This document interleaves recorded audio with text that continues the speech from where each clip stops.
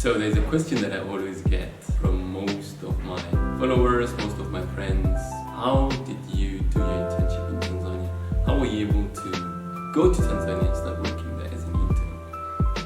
Firstly, the story goes back to 2019. COVID happened. So COVID happened in 2019. 2020, we write our final medical exams online under serious surveillance, and we get our degrees in the mail. So I'm in Botswana. I just finished the pre-internship, and I'm a doctor with no home, so that's where the tricky part was. Firstly, I thought of going back to South Africa, but the process of going back home at that time during COVID, going to talk to the embassy, getting quarantined for almost 20 days, 14 days around that, at a place that I didn't know. So I told myself that I don't think I want to go to South Africa to be quarantined. First, let me sit. My visa still allows me to be in the country for a while, visualize everything. So I continued volunteering in the hospital. I applied to Botswana to do my internship, and said results came back and they said that the country is currently not taking any interns which are foreigners, which was a bit of a bummer because I was counting on it. So I was sitting, and then I remember that there was a time I wanted to do my pre-internship in Tanzania, and I have a friend in Tanzania. Let me communicate with them. So I started having a conversation with my friend about coming to Tanzania to do internship. Like, yeah, I've seen a couple of foreigners here doing it, and I was like, okay, perfect. So Tanzania is not closed, it's still functioning. So I applied to Tanzania, and firstly, what happens when you apply in Tanzania? You have to apply for your degree to get verified. So there's something called TCU, which is Tanzanian Commission of University. That's when they can tell you that your degree meets the standards of the country. So I applied, put in all the documents, which were birth certificate, translated degrees, certificates, secondary education, curriculum. I think those were the most important things that I remember. And they were asking a couple of information based on the university. And then I applied, paid 100,000 Tanzanian shillings using one of my friends. And within 2 weeks, I got a notification that, yeah, my university is verified. I must come and take my certificate of verification of my degree. So that's where my journey started to come into Tanzania. So I tried to book a flight from Botswana coming to Tanzania, thinking about the stories just taking because I couldn't get a flight. So I got to drive from Botswana to Zimbabwe, and then when we got to Zimbabwe, the flight got cancelled because of COVID. The flight was supposed to go to Malawi. Couldn't go to Malawi. It was a bit of a bummer. So the planned flight was from Zimbabwe to Malawi to Tanzania, which was a couple of hours.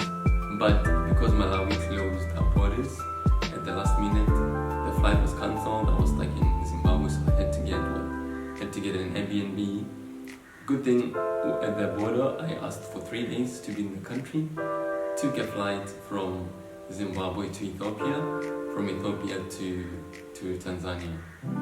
When I get to Tanzania, the airport, everything went fine until I went to go look for my bag, and my bag was gone. I had lost everything that was in my bag, literally from my camera equipment, from my uniform, everything, which was one of the saddest moments. And this airline, Ethiopian Airlines, wow. They told me that I must write a list of everything that was lost, I'll be compensated and everything. I wrote everything, literally everything that I could remember of. I think it was around $7,000. Then it was to a surprise that they sent me a message after 3 months. They're like, yes, we're going to reimburse you $300. I'm like, but that's not even half or even a quarter or even 10% of the money that my things were valued. They're like, no, we're still looking for your stuff, but just for compensation for now. But I just know that it means I'm not getting my stuff back. So back to the story. Arriving here in Tanzania, I got a place, stayed at Serena Hotel, Stayed there for almost 2 weeks, got my TCU stuff. There was a bit of mistakes, so I got it sorted. And then applied at the medical council. Like, the system is so good and organized. Applied at the medical council. Firstly, they needed almost the same documents as the TCU, but now they also, in addition, you put in your TCU certificate. I got that sorted out, TCU certificate done, send everything in, and then we're waiting for the day the portal opens. The portal for us to start applying for internship. So how the portal works is that the fastest person to use a computer with the fastest internet is the person that gets the best spaces. So it means at that moment you have to make sure you have the best internet, like, because the servers were slow, everything was slow. So the day finally came, opened the system, started applying. The system was jamming, but thank God, had very good Wi-Fi and internet. Pushed through, I got a space. It was my second option.